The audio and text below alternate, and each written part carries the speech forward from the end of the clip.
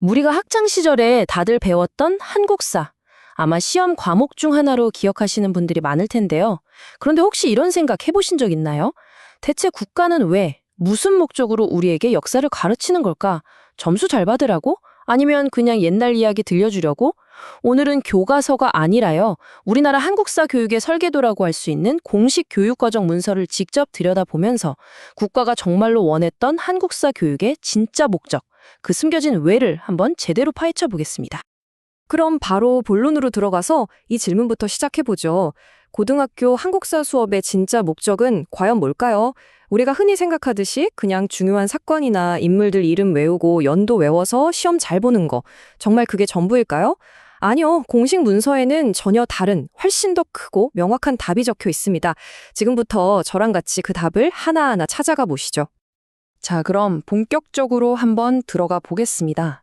첫 번째로 살펴볼 건 바로 한국사라는 과목의 성격입니다. 그러니까 이 과목이 어떤 본질을 가지고 있고 어떤 정체성을 추구하는지 교육과정 문서에 명시된 그 정의를 따라서 차근차근 짚어보겠습니다. 교육과정 문서에서 한국사라는 과목을 어떻게 정의하고 있는지 한번 보시죠. 과거를 통해 현재를 이해하고 현대사회를 보는 안목을 길러 한국인으로서의 정체성을 형성하는 과목이다. 이렇게 나와 있습니다. 자, 이것은 중요한 건 단순히 과거를 배운다가 아니라는 점이에요. 핵심은 과거를 통해서 결국 현재를 이해하는 데 있다는 거죠. 그리고 더 나아가서는요, 지금 우리가 살고 있는 이 복잡한 현대사회를 꿰뚫어 볼 수 있는 힘, 즉 안목을 기르는 게 목표라는 겁니다. 그럼 그 안목을 기르기 위한 핵심 목적을 조금 더 구체적으로 4가지로 나눠서 볼 수 있습니다. 첫 번째는 우리 역사의 흐름을 변화와 지속의 관점에서 파악하는 겁니다. 그러니까 수천 년의 시간 동안 무엇이 변했고 또 무엇은 변하지 않고 계속 이어져 왔는지를 보는 거죠. 두 번째는 그렇게 파악한 과거를 지금 우리의 삶과 연결시키는 겁니다. 과거는 그냥 끝난 이야기가 아니라 지금의 나에게 영향을 미치고 있다는 걸 깨닫는 과정이죠. 그리고 세 번째, 이렇게 과거와 현재를 연결하다 보면 자연스럽게 지금 우리 사회가 왜 이런 모습을 하고 있는지에 대한 깊은 이해, 즉 통찰력을 얻게 된다는 겁니다. 마지막으로 이 모든 과정을 통해서 세계사라는 더 큰 틀 안에서 한국인으로서의 정체성을 확립하게 되는 거죠.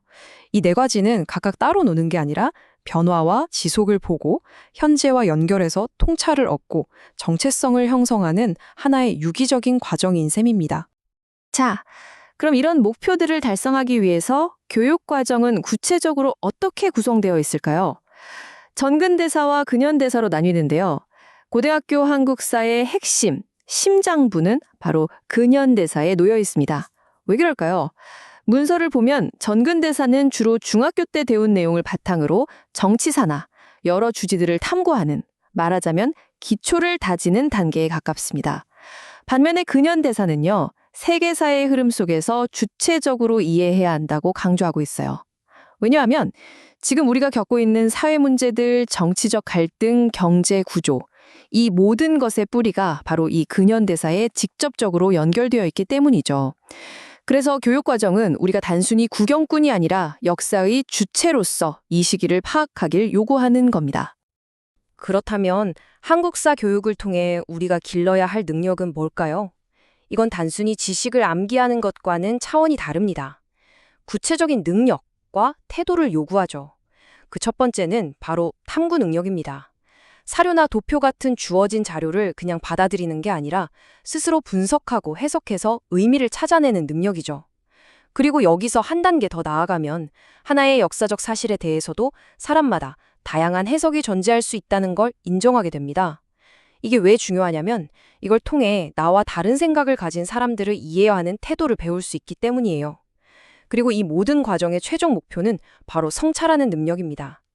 역사를 거울 삼아 과거의 삶과 지금 나의 삶, 그리고 다른 사람들의 삶까지 깊이 있게 돌아보는 힘을 기르는 거죠. 네, 지금까지 한국사라는 과목이 어떤 성격을 가지고 있는지 그 본질에 대해서 알아봤습니다. 그럼 이제 두 번째 섹션으로 넘어가서요. 교육과정이 구체적으로 제시하고 있는 4가지 학습 목표는 무엇인지 하나씩 자세히 들여다보겠습니다. 과목의 성격이 일종의 방향성을 보여주는 나침반이라면 이 학습 목표는 우리가 도달해야 할 구체적인 지점, 즉 목적지라고 할 수 있겠습니다. 이 네 가지 구체적인 목표들을 모두 아우르는 단 하나의 가장 중요한 총괄 목표가 있습니다. 문서에 이렇게 쓰여 있어요. 현대사회의 구성원에게 필요한 시민적 자질을 함양한다. 이거 정말 중요한 대목입니다. 다시 말해 한국사 교육의 궁극적인 목표는 역사 지식을 많이 아는 역사학자를 키우는 게 아니라는 거예요. 그보다 훨씬 더 중요한 것, 바로 더 나은 사회를 함께 만들어갈 시민으로서의 자질을 길러내는 데 있다는 겁니다. 자, 그럼 그 시민적 자질을 기르기 위한 네 가지 구체적인 목표를 한번 보죠. 첫 번째 목표는 파악하기입니다. 우리 역사의 시대적 특징, 특히 전근대사가 지금의 근현대사와 어떻게 연결되고 또 어떻게 달라졌는지를 전체적인 흐름 속에서 파악하는 겁니다. 두 번째는 분족하기입니다. 이건 아까 말씀드린 것처럼 고등학교 한국사의 핵심인 근현대사에 집중하는데요. 어떤 사건을 그냥 단편적으로 보는 게 아니라 정치, 경제, 사회, 문화 등 여러 각도에서 입체적으로 뜯어보고 깊이 있게 이해하는 걸 말합니다. 세 번째 목표는 탐구하기입니다. 이건 이제 수동적으로 배우는 단계를 넘어서는 거예요. 스스로 질문을 던지고 주제를 정해서 자료를 찾아 분석하며 답을 찾아가는 역사적 사고력을 기르는 단계죠. 그리고 마지막 네 번째, 가장 중요하다고 할 수 있는 목표는 바로 모색하기입니다. 이게 정말 핵심인데요. 과거를 배우는 데서 멈추는 게 아니라 현재 우리 사회가 안고 있는 여러 문제들의 역사적 배경과 원인을 분석하고 그걸 바탕으로 합리적인 해결 방안까지 직접 고민해보는 단계입니다. 바로 앞에서 역사적 사고력이라는 조금 어려운 말이 나왔죠? 이게 대체 뭘까요? 우리가 흔히 생각하는 것처럼 왕 이름 순서대로 외우고 연도 외우는 능력, 이런 거랑은 완전히 다른 개념입니다. 교육 과정에서는 이걸 이렇게 정의해요. 학습자가 스스로 탐구 주제를 설정하고 그에 맞는 역사 자료를 찾아서 비판적으로 분석하고 해석해서 종합적인 결론을 내리는 능력. 그러니까 마치 탐정이나 수사관처럼 누가 시켜서가 아니라 내가 궁금한 점을 파고들어서 증거를 모으고 그 증거를 바탕으로 나만의 논리적인 결론을 만들어내는 아주 능동적이고 주체적인 지적 활동을 의미하는 겁니다. 네, 이제 마지막 세 번째 섹션입니다. 지금까지 우리가 살펴본 한국사라는 과목의 성격, 그리고 구체적인 네 가지 학습 목표, 이 모든 것들이 결국 무엇을 향하고 있는지, 역사 교육이 추구하는 궁극적인 목적이 무엇인지 종합적으로 정리하면서 마무리해보겠습니다. 이 슬라이드 한 장이 지금까지의 모든 내용을 요약해 준다고 할 수 있습니다. 한국사 교육이 학생들에게 바라는 것은 바로 이러한 변화입니다. 첫째, 단순히 주어진 역사적 사실을 수동적으로 받아들이는 사람에서 역사적 지식을 활용해 현재 문제를 해결하는 능동적인 문제 해결자로의 변화. 둘째, 그저 주요 사건들을 달달 외우는 암기자에서 우리 사회 문제에 관심을 갖고 목소리를 내는 참여하는 시민으로의 변화. 그리고 마지막으로 과거를 나와 상관없는 남의 이야기처럼 바라보는 관람객에서 역사의 연장선인 현재 참여자로의 변화. 바로 이 거대한 변화를 이끌어내기 위해서 앞에서 우리가 살펴봤던 그 모든 성격과 목표들이 존재하는 겁니다. 그래서 최종 결론이 무엇일까요?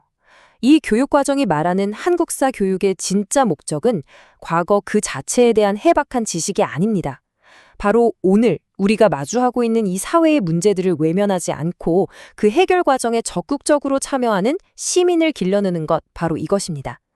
역사는 박물관에 박제된 죽은 기록이 아니라 더 나은 현재와 미래를 만들어 나가기 위해 우리가 쓸 수 있는 가장 강력하고 지혜로운 도구라는 것, 이것이 바로 공식 교육과정이 우리에게 말하고자 하는 핵심 메시지입니다. 자, 오늘 우리는 한국사 교육의 진짜 목표가 단순히 과거를 아는 것을 넘어 능동적으로 참여하는 시민을 길러내는 데 있다는 사실을 공식 문서를 통해 확인했습니다. 그렇다면 마지막으로 이 질문을 여러분께 던져보려고 합니다. 이 사실을 알게 된 지금 우리는 앞으로 매일 뉴스에서 마주하는 수많은 사회적, 정치적 문제들을 어떤 시각으로 또 어떤 태도로 바라봐야 할까요?